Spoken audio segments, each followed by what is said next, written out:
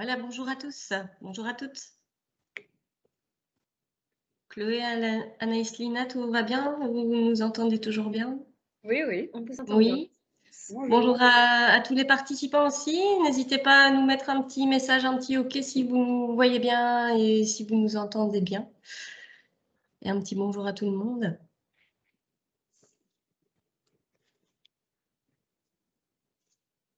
Parfait. Bonjour, bonjour.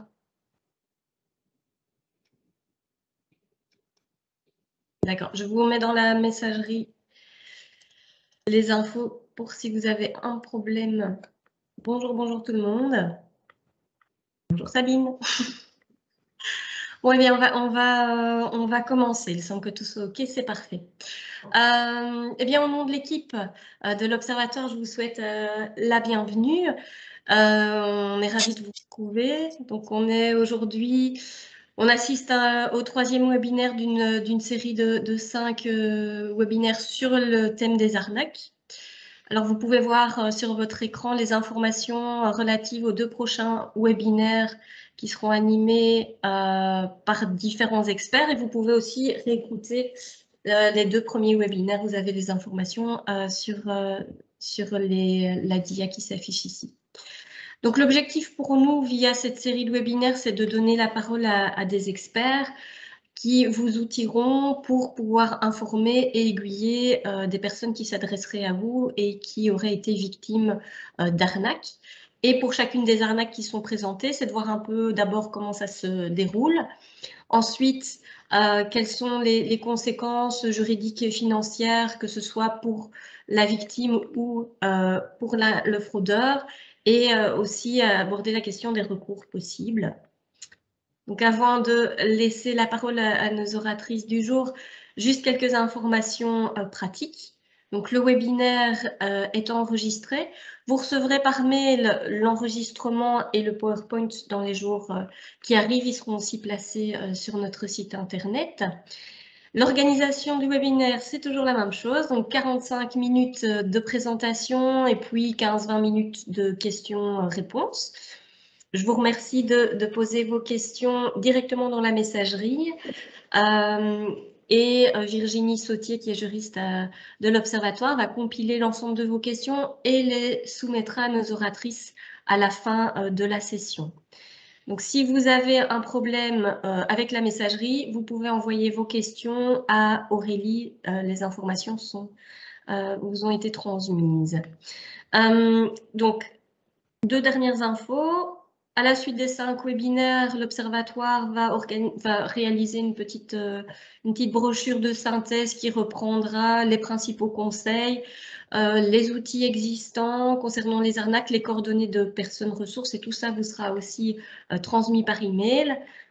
Et enfin, si vous souhaitez recevoir une attestation de participation, merci de nous le signaler par email pour qu'on puisse vous la transmettre. Voilà, les informations pratiques sont ainsi passées. Il est grand temps pour moi de laisser la parole à nos oratrices, donc Chloé et Anaïs Lina de la FSMA, que je remercie vraiment vivement pour leur implication dans la préparation de ce webinaire. Je vais vous laisser vous présenter. Je vous laisse 45 minutes de présentation. Et voilà, je vous souhaite un bon webinaire et merci à vous. À tout à l'heure. Donc voilà, bonjour tout le monde. Nous sommes donc effectivement Anaïs Lina Oumouaden et Chloé Van Heuverswijn de la FSMA. Nous sommes juristes dans le service périmètre de la FSMA et aujourd'hui, nous allons vous présenter les actions dans la lutte contre la fraude entreprise par la FSMA ces dernières années.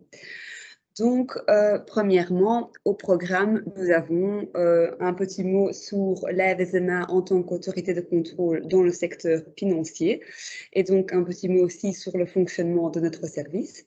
Alors, nous allons parcourir 3 types de fraudes dont on reçoit beaucoup de plaintes pour le moment. Donc, vous les voyez là, donc les plateformes de trading en ligne, les offres de faux crédits et alors tout ce qui concerne les investissements alternatifs. Alors, nous allons aussi parcourir quelques conseils comment éviter cette fraude et comment la reconnaître, mais aussi que faire si jamais il s'avère qu'on est quand même victime d'une arnaque, pour alors terminer par un petit aperçu des différents excusez-moi, les différentes campagnes de sensibilisation et de prévention qui ont été menées par la FSMA les dernières années. Alors, nous commençons par un slide qui est plutôt théorique, mais qui nous permet de vous expliquer ce que fait la FSMA et quel est le rôle de la FSMA en tant qu'autorité de contrôle dans le secteur financier. Donc, comme je le disais, la FSMA est effectivement une autorité de contrôle administrative. La FSMA est une autorité qui a le statut d'organisme de public autonome. Ça veut dire qu'on n'est pas organisé comme un service public fédéral. Nous n'avons par exemple pas de ministre de tutelle ou nous ne sommes pas fonctionnaires. Peut-être important à dire aussi, c'est que nous sommes en tant qu'employés de la FSMA, nous sommes tenus à un secret professionnel qui est assez strict. Et ça veut donc dire que c'est quelque chose dont on doit toujours tenir compte quand on répond aux questions du public, des consommateurs ou du secteur. Alors, la FSMA est l'autorité de contrôle du secteur financier. Donc, la surveillance du secteur financier est exercée d'une part par la Banque nationale de Belgique et d'autre part par la FSMA. La Banque nationale de Belgique est l'autorité de surveillance prudentielle. Donc, ça veut dire que la Banque nationale de Belgique doit veiller à ce que le secteur financier soit sain et soit stable. La FSMA, quant à elle, est plutôt compétente pour tout ce qui concerne la protection du consommateur financier. Ça veut, par exemple, dire que la FSMA doit faire en sorte que quand une institution financière vous présente en tant que client un produit financier, cette institution financière doit faire en sorte que le produit offert soit adapté à vos besoins et adapté à votre situation financière. La FSMA doit aussi veiller à ce que les marchés financiers fonctionnent d'une manière correcte et d'une manière transparente, en veillant que les sociétés qui font appel à ce marché financier donnent assez d'informations à temps et de l'information correcte au marché. Alors, la FSMA a aussi un rôle en tout ce qui concerne l'éducation du consommateur financier. C'est une initiative que vous connaissez peut-être, c'est l'initiative de Wikifen. Donc, on a notre site web, premièrement, wikifen.be, et ça, c'est vraiment un site web qu'on vous conseille quand vous êtes à la recherche d'informations objectives et correctes pour tout ce qui concerne l'argent au sens large. Donc, vous pouvez très bien trouver des informations sur l'épargne, les investissements, les héritages, mais il y a aussi des simulateurs qui vous permettent de déduire ou de compter quel est le coût d'un projet immobilier, par exemple. Wikifen organise ou organisait avant le Covid aussi chaque année la semaine de l'argent, dont vous avez peut-être aussi entendu parler. Et alors, depuis l'année passée, nous avons aussi ici à côté de la FSMA le Wikifen Lab. Et le Wikifen Lab, c'est un centre interactif et un centre éducatif où les élèves de la secondaire peuvent venir passer une après-midi ou allez, une demi-journée en tout cas. Et en faisant des jeux, ils apprennent à gérer un budget, à faire des choix avec un budget. Alors, au sein de la FSMA, nous sommes juristes pour la cellule périmètre.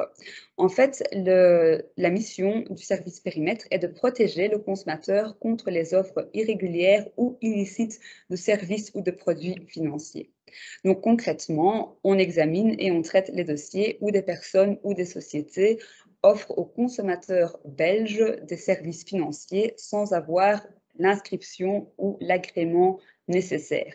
Et ça, c'est déjà un point très important qu'on veut faire passer, car dans le secteur financier, très souvent, je dirais presque toujours, les sociétés ou les personnes qui veulent offrir des services financiers ont besoin d'un agrément ou ont besoin d'une inscription. Et donc, quand les personnes qui offrent des services financiers n'ont pas cet agrément requis, il y a déjà quelque chose qui cloche, il y a déjà quelque chose qui n'est pas correct. Et donc, pendant cette présentation, nous allons aussi vous expliquer où vous pouvez trouver ces informations des agréments et des inscriptions. Alors, effectivement, le service périmètre analyse tous les dossiers concernant les statuts qui tombent sous la surveillance de la FSMA, mais aussi bien tous les dossiers qui concernent les statuts qui tombent sous la surveillance de la BNB. Ça veut concrètement dire que quand une personne offre des services bancaires sans avoir l'agrément en tant que banque, c'est un dossier qui sera aussi traité au sein du service périmètre. Alors, ce que notre service fait aussi, quotidiennement même, c'est répondre aux questions de consommateurs belges sur toutes sortes d'offres illégales ou irrégulières de services financiers. Répondre à ces questions, l'intention est double. Premièrement, bien sûr, ça nous permet de répondre aux consommateurs et tous les consommateurs qui nous posent une question reçoivent une réponse. Donc, ça nous permet d'informer le consommateur, mais aussi de mettre en garde le consommateur si c'est nécessaire, quand, par exemple, le consommateur a reçu une offre d'investissement illicite. D'un autre côté, ça nous permet aussi de voir ce qu'il se passe dans le secteur financier belge. Ça nous permet aussi de voir et d'analyser les offres qui sont faites en Belgique. Donc, comme je le disais, tous les consommateurs qui nous posent une question reçoivent une réponse personnalisée. Et l'année passée, en 2020, nous avons comme ça traité plus de 1500 notifications de consommateurs. Ce chiffre de notifications continue à augmenter d'année en année. Donc, par exemple, maintenant, pour le premier semestre de 2021, nous avons remarqué que nous avons déjà reçu plus de 1000 questions consommateurs. Heureusement, on constate que le consommateur a de plus en plus le réflexe de nous contacter avant d'investir. Et donc, ça, c'est quand même quelque chose qui nous a été apporté grâce à toutes nos campagnes de prévention. Alors, comme on traite, comme je le disais, tout ce qui concerne les offres illicites et irrégulières de services financiers, on arrive bien sûr très vite dans tout ce qui concerne la fraude à l'investissement. Et donc, c'est vraiment la fraude internationale qui est organisée. Et donc, confronté à ce phénomène de fraude internationale, il est bien sûr très important d'avertir très vite le public et de mettre en garde les consommateurs et de les informer à ne pas investir auprès de ces escrocs. Et donc, c'est pour ça qu'on publie très régulièrement des mises en garde et vous pouvez trouver toutes nos mises en garde qu'on publie via le lien sur le slide. Une fois qu'on publie une mise en garde sur cette société, on dénonce aussi ces faits et on transmet aussi le dossier concernant cette société au parquet. On demande aussi au parquet de bloquer l'accès au site web, vraiment dans un but de prévention et de faire en sorte qu'il y ait le moins d'argent possible qui parte vers ces escrocs. Alors, la fraude. Donc, la fraude à l'investissement, en fait, ça suit quand même toujours le même schéma. Le consommateur est approché de façon non sollicitée de sa part ou trouve une annonce en ligne où on lui offre en fait un investissement incroyable avec un très beau rendement. On pourrait même dire avec un rendement trop beau pour être vrai. Le consommateur décide d'y aller et décide d'investir. Bien sûr, au début, tout va très bien avec son investissement. Il voit que ça augmente parce que très souvent, on voit que sur le site web du fraudeur, sur le site web de la plateforme frauduleuse, le consommateur a une espèce d'espace client où il voit très bien le rendement de son investissement augmenter. Et parfois, les escrocs lui donnent même ou lui rendent même une partie de son investissement ou des gains qu'il a fait. Tout ça, bien sûr, dans l'optique de pouvoir gagner sa confiance. Et donc, une fois que la confiance du consommateur est gagnée, le consommateur est incité à investir encore plus.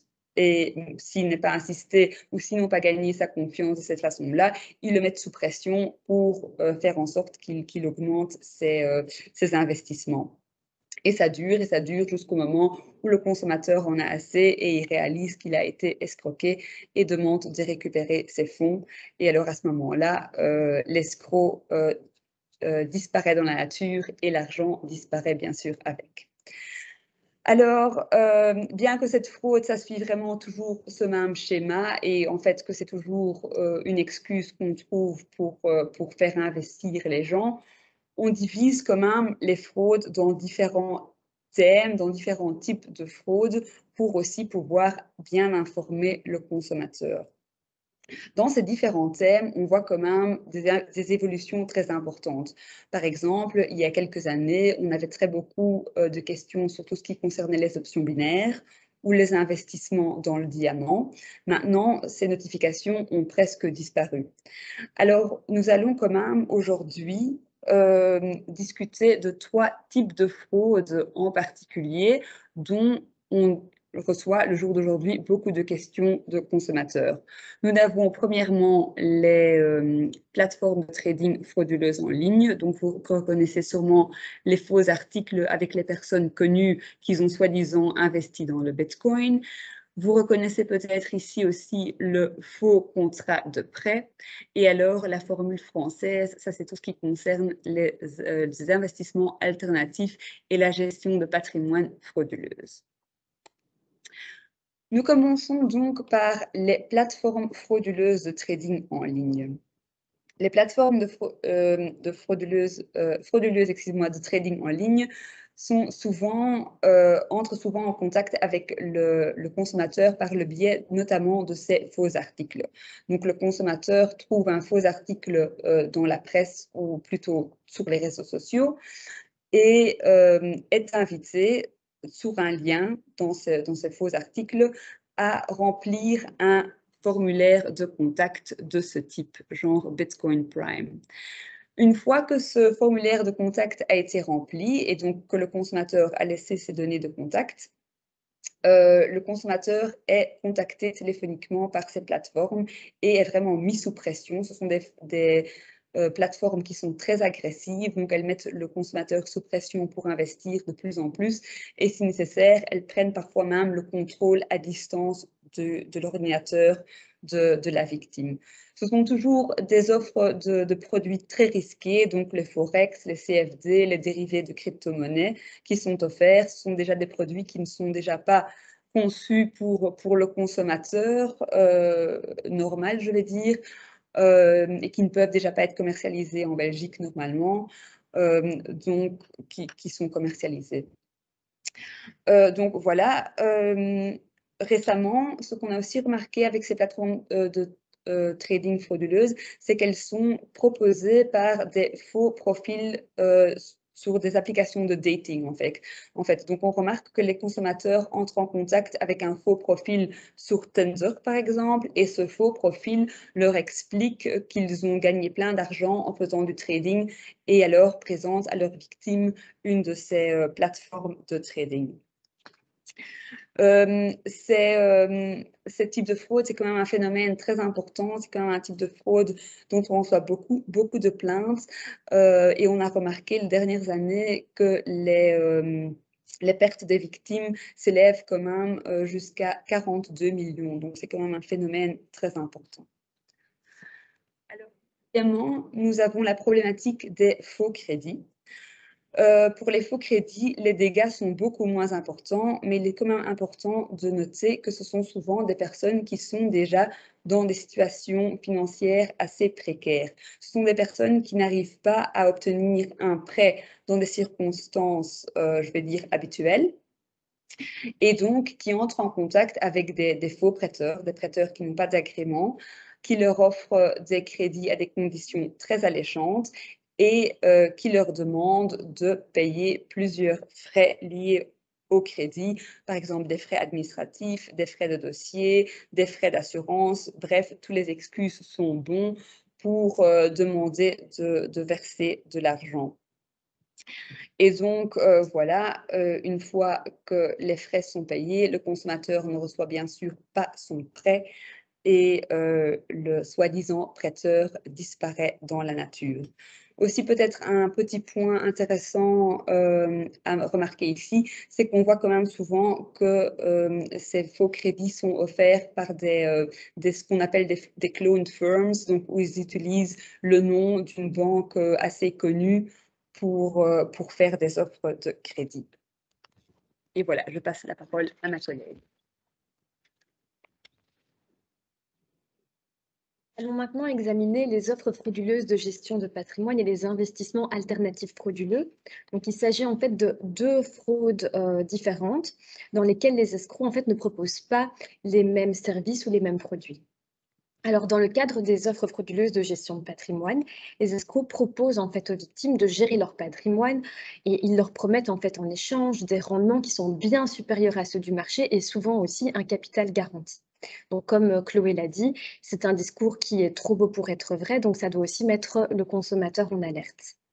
Dans le cadre des investissements alternatifs frauduleux, donc l'offre qui est faite, c'est bien souvent des comptes d'épargne, des produits d'investissement alternatifs comme par exemple le vin, le whisky, des œuvres d'art, ou alors on vous propose d'investir dans des métaux précieux comme l'or ou d'autres choses. Et donc là aussi, ce qui est proposé aux consommateurs, ce sont des rendements qui sont aussi bien supérieurs à ceux du marché. Et souvent aussi, il y a cette promesse de capital garanti. Donc là aussi, ce sont des indices vraiment qui doivent vraiment mettre la puce à l'oreille. C'est trop beau pour être vrai, car en principe, tous les investissements qui promettent des rendements élevés comportent également un risque qui est très important. Alors, dans ce type de fraude, bien souvent, eh bien, il y a aussi des publicités alléchantes qui sont proposées et qui circulent sur les réseaux sociaux et aussi des faux sites d'information, qui reprennent aussi ces publicités. Les escrocs qui se trouvent, derrière ces fraudes, eh bien, usurpent aussi bien souvent l'identité de société autorisée. Donc en fait, ce mécanisme que nous appelons clone firm, est utilisé en fait quasiment dans tous les types de fraude à l'investissement. Donc l'idée, c'est de mettre en fait le consommateur en confiance pour lui faire croire qu'il peut investir, en toute sécurité parce que, son interlocuteur est soi-disant autorisé. Or, ce n'est pas le cas. Et donc là aussi, c'est important de bien vérifier à qui on a affaire avant d'investir.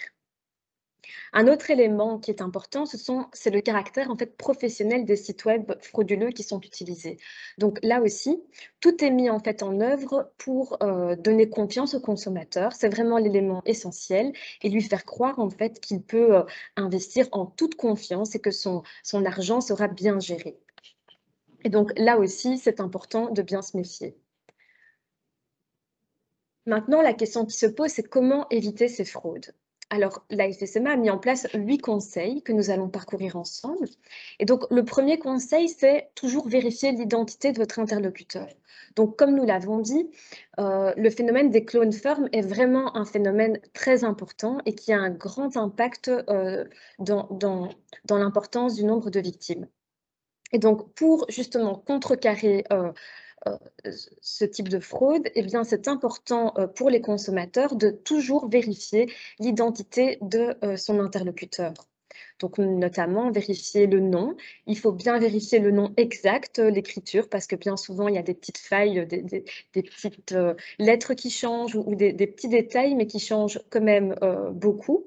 Il faut également regarder l'adresse du siège social, pardon, le pays d'établissement, les coordonnées de contact. Donc, vraiment, essayer de regarder toutes les informations et les coordonnées de contact qui sont mises à disposition sur le site web. C'est également important de vérifier si l'interlocuteur possède effectivement l'autorisation de proposer les services ou les produits qu'il propose. Donc, comme Chloé vous l'a expliqué, quasiment tous les services financiers nécessitent une inscription ou un agrément et donc c'est important de vérifier cela. Donc, vous pouvez vérifier ça sur le site web de la FSMA. Un deuxième conseil, c'est de toujours exiger de votre interlocuteur des informations claires et compréhensibles. Donc, il ne faut jamais investir si vous ne comprenez pas parfaitement ce qui vous est proposé. Donc ça, c'est vraiment un impératif. Il ne faut pas simplement s'arrêter au fait que votre interlocuteur vous propose vraiment une offre en or. Il faut essayer de comprendre c'est quoi le produit qu'on vous propose et vraiment de comprendre dans quoi vous allez mettre les pieds. Un troisième conseil, c'est de toujours vous méfier eh bien si le site web de votre interlocuteur n'existe pas depuis longtemps, alors qu'il prétendrait le contraire. Donc, ce qui est important de regarder, c'est en bas du site web, généralement, il y a la date de création. Et donc, vous pouvez comparer cette date de création avec, grâce au site web ici, dont le lien est repris ici. Vous devez simplement copier le lien du site web de votre interlocuteur, l'encoder dans ce site web, et alors il vous indique en fait la date de création réelle du site. Alors, il convient aussi de vous méfier si votre interlocuteur vous demande de verser de l'argent vers un compte bancaire ouvert dans un pays différent de celui où est situé son siège social. Donc, c'est aussi un élément important. Donc, généralement, dans les fraudes à l'investissement, il y a beaucoup d'éléments étrangers. Donc, c'est-à-dire, par exemple, une société qui prétend avoir son siège social au Royaume-Uni, mais qui va vous demander de verser de l'argent sur un compte ouvert, par exemple, au Portugal ou en Espagne, et ensuite sur un deuxième compte bancaire ouvert encore dans un autre pays. Donc, ça fait beaucoup quand même d'éléments d'externalités différents. Et donc, là aussi, ce sont toujours des éléments qui doivent vous mettre la puce à l'oreille. Alors, nous continuons à examiner les différents conseils. Et donc, un autre conseil, c'est de toujours vous méfier des propositions dans le cas des crédits, qui sont faits à des conditions particulièrement avantageuses, surtout si des prêteurs agréés n'accorderaient généralement pas de tels crédits à de telles conditions. Donc l'idée ici aussi, c'est de toujours vous méfier des offres qui sont trop belles pour être vraies. On a l'habitude de dire que si c'est trop beau pour être vrai, c'est que ça ne l'est pas. Alors il faut aussi vous méfier des promesses de gains hors de toute proportion, donc ça reste dans la même idée. Un autre conseil, c'est donc au moindre doute sur le caractère régulier d'une offre de service financier qui vous serait faite, c'est de prendre contact directement avec la FSMA. Donc vous avez effectivement le formulaire de contact pour les consommateurs, donc le lien est repris ici. Et donc vous pouvez à tout moment contacter la FSMA, donc vous allez recevoir une réponse qui va être détaillée et personnalisée en moins de 14 jours environ. Et donc, l'idée, c'est qu'effectivement, toutes les questions sont examinées donc, par des membres de notre équipe et on va examiner si effectivement l'offre qui vous est faite présente des caractères de fraude ou non. Et donc, on demande aussi dans certains cas aux consommateurs de nous transmettre, par exemple, les pièces des documents ou des contrats qui sont transmis par leurs interlocuteurs. Et enfin, donc, la FSMA a également mis en place sur son site web un test qui permet en fait de savoir si l'offre qui vous est faite est une arnaque. Alors, nous allons justement voir ce test. Donc ici, c'est le site web de la FSMA. Donc, nous allons un petit peu regarder ensemble pour vous montrer aussi les différentes rubriques dont nous avons parlé. Donc, dans la rubrique consommateur, dans la rubrique attention aux fraudes, quand vous l'ouvrez, vous voyez ici un pop-up qui s'ouvre avec une proposition de faire le test. Alors, on va accepter. Et donc ici, en fait, l'idée de ce test, c'est donc qu'il y a 9 questions qui ont été élaborées pour justement déterminer les indices de fraude. Et donc, on va parcourir ce test ensemble pour vous donner un petit peu une idée de ce que ça donne. Donc ici, la première question, c'est justement, êtes-vous certain de l'identité de votre interlocuteur? Avez-vous vérifié son nom, son siège social, son pays d'établissement, ses coordonnées? Et donc ici, on va dire non. Est-ce que votre interlocuteur vous propose un investissement sans risque et simple à réaliser? On va dire oui. Votre interlocuteur vous propose-t-il un investissement avec une promesse de rendement dépassant de loin celle des produits d'épargne ou de placement classiques? Bien, on va dire oui. Votre interlocuteur vous propose-t-il d'investir dans une alternative aux produits d'investissement traditionnels, par exemple le vin, le whisky, les crypto-monnaies, l'énergie ou encore l'immobilier? Nous allons dire oui. Avant de vous faire cette proposition, votre interlocuteur s'est-il assuré que le produit proposé correspondait à vos besoins et objectifs d'investissement? Bien, on va dire non. Votre interlocuteur vous incite-t-il à prendre une décision d'investissement rapidement? On va dire oui. Avez-vous été contacté par téléphone, courriel, sans l'avoir préalablement demandé ou après avoir cliqué sur un lien ou un post sponsorisé sur les réseaux sociaux? On va répondre oui. Votre interlocuteur vous demande-t-il de verser de l'argent vers un compte bancaire ouvert dans un pays différent de celui où est situé son siège social? Nous allons répondre oui. Donc, vous voyez ici, je pense, la dernière question. Votre interlocuteur conditionne-t-il le versement du capital investi et ou des bénéfices promis au paiement de frais supplémentaires, par exemple une taxe, un impôt? Nous allons dire oui. Et donc, comme vous le voyez, en fait, ces questions se basent aussi sur les conseils que nous venons de parcourir ensemble. Alors ensuite, nous allons afficher le résultat. Et donc, vous voyez ici, évidemment, que sur la base des réponses que j'ai données, eh bien, le risque de fraude est très, très élevé. Donc, ça m'invite ici, effectivement, à me méfier et à ne pas faire le versement. Donc, voilà pour vous donner un aperçu du test. Nous allons continuer notre petite balade sur le site web de la FSMA. Et donc, vous voyez ici donc, la rubrique « Attention aux fraudes ». Donc, c'est vraiment dans cette rubrique que sont reprises toutes les informations relatives aux fraudes à l'investissement et au crédit. Donc, vous voyez notamment ici des vidéos que nous avons élaborées et sur lesquelles je reviendrai un peu plus tard. Vous avez différents conseils. Donc ici, vous voyez aussi qu'il y a différentes rubriques. Donc, tout le contenu de notre présentation est aussi repris et explicité dans ces différentes rubriques. Vous voyez notamment ici, type de fraude. Vous voyez donc qu'il y a beaucoup de types de fraudes différents, des boiler rooms, des recovery rooms, des fraudes aux crypto-monnaies, des fraudes pyramidales, des clone firms, on en a parlé, ou des fraudes au phishing, ou encore les fraudes plutôt en lien avec les réseaux sociaux qui sont aussi transversales. Et donc, si vous cherchez des informations sur ce type de fraude, eh bien, nous vous invitons aussi à consulter cette rubrique.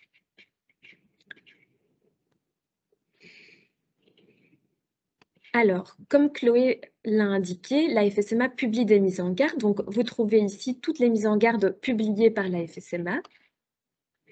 Donc, elles sont disponibles ici. Et donc, vous voyez en fait ici toutes les mises en garde publiées par la FSMA sur les différents types de fraudes que nous avons parcourus. Et donc, nous vous invitons aussi à regarder cette rubrique si ça vous intéresse. Alors, un autre élément intéressant, c'est la liste des entreprises irrégulièrement actives. Donc, je clique dessus. Et donc là aussi, vous pouvez indiquer par exemple le nom de votre interlocuteur ici, dont le nom de la société, ou alors son site web, et vous pouvez voir si effectivement ce site ou le nom de cette société est connu auprès de la FSMA comme étant frauduleux. Donc c'est aussi un outil supplémentaire qui est mis à votre disposition. Alors, comme nous vous l'avons indiqué, toutes les personnes qui proposent des services financiers ou des produits financiers sont en principe obligées d'avoir une inscription à un agrément ou un enregistrement.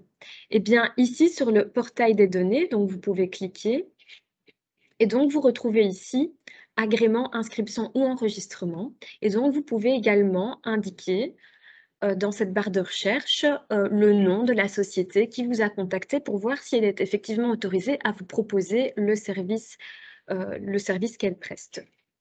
Donc ça, c'est aussi un élément supplémentaire et qui doit vraiment être un réflexe qu'on essaye de créer chez les consommateurs. C'est toujours vérifier que son interlocuteur dispose effectivement d'une inscription ou d'un enregistrement et savoir s'il est autorisé à proposer ces services. Alors, un autre point encore important sur lequel nous sommes revenus, c'est effectivement le fait que les consommateurs peuvent directement contacter la FSMA pour poser des questions. Alors, vous voyez ici, à plusieurs endroits du site web, en fait, la possibilité de contacter la FSMA. Alors, nous allons cliquer ici sur « Contact ». Et donc, vous voyez ici qu'il y a la possibilité pour les consommateurs, mais aussi pour les professionnels. Donc, ici, je vais cliquer pour les consommateurs. Et donc, il y a la possibilité, en fait, de remplir un formulaire de contact. Et donc, en indiquant plusieurs informations personnelles, notamment l'adresse email pour qu'on puisse lui répondre. Et donc, il a la possibilité ici de remplir ce champ avec sa question, mais également de télécharger des documents en pièces jointes. Voilà un petit aperçu du site web. Et je donne la parole à Chloé. Voilà. Alors, je vais encore dire un petit mot sur que faire s'il s'avère qu'on est victime d'une fraude. Premièrement, et ça c'est vraiment une difficulté qu'on rencontre dans nos contacts avec les consommateurs, premièrement, il est très important de comprendre qu'il s'agit effectivement d'une fraude et donc que l'investissement, le produit financier sous-jacent est tout à fait faux. Donc, quand on est à nouveau contacté, il est important de rester calme, de ne pas prendre de décision hâtive et de ne pas céder à la pression ou aux menaces des escrocs. Parce que les escrocs vont toujours demander plus d'argent, vont toujours chercher des excuses pour faire payer le consommateur. Donc, ils vont par exemple dire, oui, mais votre argent est bloqué pour le moment. Si vous payez des frais administratifs ou si vous payez des taxes, on pourra libérer et vous retransférer l'argent. Ce sont des excuses totalement fausses. Donc, il ne faut plus envoyer d'argent vers les escrocs. Alors, ce qu'il faut aussi faire, si jamais il y a eu un virement très récent, ça vaut toujours la peine quand même de contacter sa banque parce que parfois, dans certains cas, donc quand il y a vraiment eu un virement très récent, la banque qui est la banque du client a parfois encore la possibilité de contacter la banque qui a reçu la somme d'argent pour comme ça bloquer le virement. Alors, un conseil aussi qu'on donne aux consommateurs, c'est que ça ne sert à rien de rester en contact avec les escrocs. On remarque parfois que les consommateurs nous disent oui, on va rester en contact avec les escrocs pour leur essayer de tenter un piège ou pour avoir plus d'infos pour votre dossier, mais ça ne sert complètement à rien. Au contraire, ça donne juste un canal encore aux escrocs pour essayer de quand même séduire les consommateurs à verser encore de l'argent. Alors, ce qu'il faut aussi bien comprendre en tant que victime de fraude, c'est que c'est toujours possible qu'on soit contacté par un recovery room. C'est en fait une société qui prétend être par exemple un bureau d'avocats ou par exemple des autorités judiciaires et qui promet aux consommateurs qu'ils vont pouvoir débloquer les fonds investis ou qu'ils vont pouvoir récupérer les fonds investis. Mais pour ce faire, il faut bien sûr encore verser un frais administratif ou des frais de dossier ou des frais juridiques. Bien sûr, ce ne sont que des excuses pour encore escroquer les gens qui sont déjà victimes d'une fraude préalable. Donc, il faut très bien comprendre que ces recovery rooms existent et si vous avez le moindre doute, contactez la FSMA. Et donc, bien sûr, si vous avez été victime d'une fraude, il est très important de porter plainte auprès de la police et auprès de la FSMA. Il est très important aussi que la victime donne bien les informations dont elle possède, donc par exemple les comptes bancaires sur lesquels elle a versé l'argent vers les escrocs. C'est très important pour notre dossier. Merci. Alors, nous allons maintenant examiner un aperçu ici des initiatives de la FSMA. Donc, comme vous l'avez sans doute compris, donc une fois que les consommateurs ont versé l'argent, c'est très difficile, voire quasiment impossible la plupart du temps pour eux de récupérer effectivement l'argent qui a été versé. Donc, d'où l'importance de sensibiliser le public au risque de fraude à l'investissement et au crédit. Et donc, dans ce but, la FSMA a mis en place différentes initiatives, donc notamment en 2018, la campagne dont vous avez peut-être entendu parler, Trop beau pour être vrai, qui a été lancée en collaboration avec le SPF Économie. Donc, vous trouvez ici le site web de cette campagne qui est encore actif et qui reprend pas mal d'informations. Vous avez aussi, bien sûr, le site de Wikifin qui reprend les explications sur les fraudes à l'investissement et au crédit. Et donc, la FSMA a aussi lancé en 2020 une campagne digitale sur Facebook et Google. Et donc, l'idée en fait de cette campagne, partait d'un constat, c'est effectivement que les réseaux sociaux sont de plus en plus utilisés par les escrocs pour faire circuler leurs offres frauduleuses. Et donc, on a choisi d'utiliser ce canal pour justement sensibiliser le public au risque de fraude. Il y a également le test Suis-je victime d'une arnaque que nous avons parcouru ensemble, qui est aussi une initiative pour sensibiliser le public et surtout pour leur faire prendre conscience du risque de fraude avant qu'ils ne versent de l'argent. Il y a également, donc en juin 2021, la diffusion de 10 films de sensibilisation. Et donc, en fait, il s'agit de 10 films qui expliquent les mécanismes des différentes fraudes à l'investissement et au crédit. Et qui reprend aussi des vidéos de témoignages de consommateurs victimes. Alors, toutes ces vidéos sont reprises sur le site de la FSMA. Alors, il y a également un communiqué de presse semestriel qui est publié sur les tendances en matière de fraude. Le dernier communiqué a été publié en octobre dernier. Donc, nous vous invitons aussi à aller le consulter. Il est disponible sur le site web. Donc, l'idée de ce communiqué, c'est aussi de voir sur la base du nombre de notifications de consommateurs que nous recevons, les tendances en matière de fraude. Et donc, il y a également une autre initiative de la FSMA, donc, qui a été de lancer une nouvelle campagne digitale sur Facebook, Instagram et Google en octobre dernier. Et donc, l'objectif de cette campagne était justement de diffuser les vidéos de sensibilisation auprès des consommateurs, et donc plus particulièrement auprès de 3 publics cibles, les pensionnés, les jeunes investisseurs et les investisseurs plus expérimentés. Vous voyez ici un aperçu un petit peu de la campagne digitale qui a été lancée en octobre dernier, et donc des posts en fait qui ont été vus par plusieurs milliers de consommateurs. Donc l'idée était que les consommateurs étaient invités à cliquer sur ces posts et ensuite étaient renvoyés sur le site web de la FSMA pour pouvoir justement voir les vidéos. Alors, je vous ai effectivement parlé de vidéos. Et donc, nous avons choisi de vous montrer une vidéo générale donc, qui explique un petit peu les mécanismes généraux de fraude à l'investissement et au crédit. Alors, au cas où cette vidéo, enfin, au cas où vous ne pourriez pas voir la vidéo, je vais vous partager le lien. Donc, comme vous pouvez le voir, la vidéo est disponible dans la rubrique Attention aux fraudes. Donc, elle est disponible ici. Et les autres vidéos sont disponibles dans la rubrique Type de fraude. Donc, je vais vous copier le lien et le mettre dans le chat. Partager. Ça fonctionne. Internet et les réseaux sociaux regorgent d'offres frauduleuses de crédit et d'investissement. Les escrocs proposent d'investir dans de nombreux produits. Ils adaptent leur offre aux dernières tendances et aux produits les plus populaires dans les médias, tels que les options binaires, les produits forex ou les crypto-monnaies.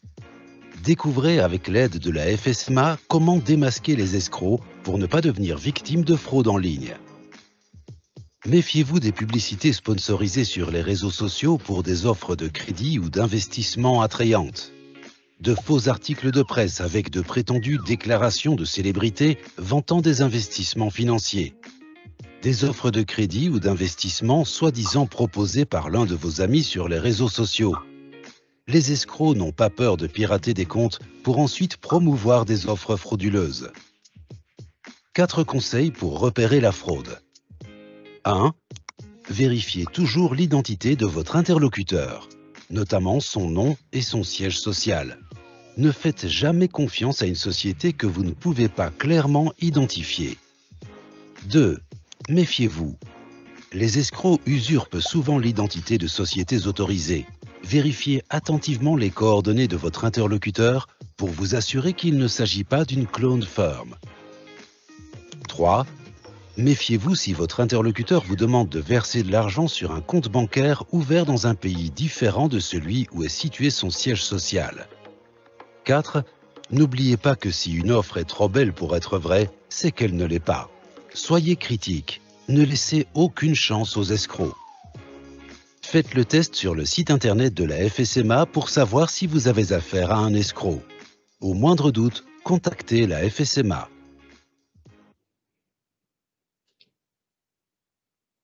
Voilà.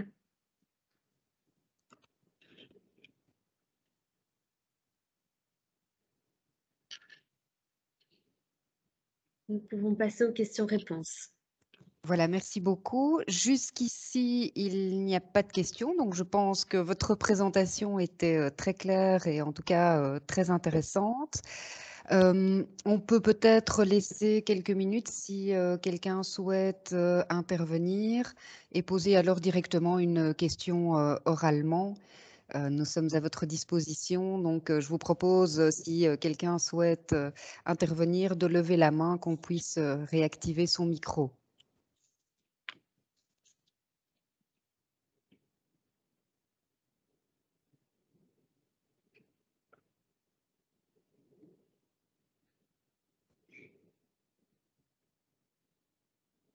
Pas de questions? C'était clair pour tout le monde?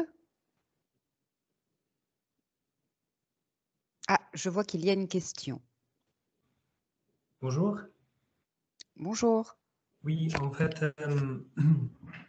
il y a quelques mois, il y a eu beaucoup d'annonces, des fausses annonces de la Bipost avec les coordonnées des personnes. Je ne sais pas si vous avez eu des contacts de consommateurs qui ont répondu à des annonces de la Bipost pour récupérer des colis, etc. Parce que j'ai eu aussi, dans le cadre de mon travail, il y a eu beaucoup de personnes qui m'ont contacté aussi pour me demander. Surtout, ils étaient étonnés voilà, de savoir que quelqu'un pouvait avoir accès à des données personnelles qui normalement étaient peut-être en possession qui étaient dans le registre des Bipost. Alors, je ne sais pas si vous avez eu affaire avec des demandes de ce style-là, avec la Bipost. Eh bien, nous n'avons pas reçu de signalement de consommateurs à ce sujet, mais il s'agissait plus de phishing, donc c'était moins de la fraude à l'investissement ou de la fraude au crédit. Donc c'était vraiment l'objectif de ces Oui, c'est SMS, vrai. c'était, que les consommateurs cliquent sur le lien ou répondent quelque chose pour justement obtenir leurs données. Donc ça relève pas en fait de Oui, c'est vrai, c'est vrai. la Excusez-moi. compétence du FSMA. Merci. Merci beaucoup. Est-ce que quelqu'un d'autre aurait une question à poser?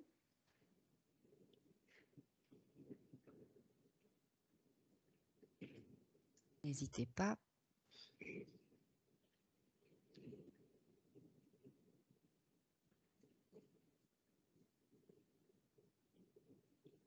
Pas d'autres amateurs, mais donc je pense que c'était très clair pour tout le monde. Et donc je repasse la parole à Caroline. Merci. Comme le dit Aurélie dans la conversation, la question du phishing sera abordée lors du prochain webinaire, donc le 22 novembre. Donc n'hésitez pas à vous inscrire pour avoir plus d'informations sur le sujet. Bon, il me reste à dire merci à Chloé, merci à Anaïs Lina, merci à l'équipe pour la préparation du webinaire et merci à vous tous d'y avoir pris part. Donc, comme indiqué au départ, le PowerPoint et l'enregistrement vous seront transmis par email dans les jours qui arrivent. Et donc, je vous donne rendez-vous le 22 novembre pour un nouveau webinaire, cette fois-ci consacré au phishing et aux mules financières. Donc voilà, je vous souhaite une belle après-midi et je vous dis à très bientôt. Bon après-midi. Voilà, au revoir. Au revoir. Merci.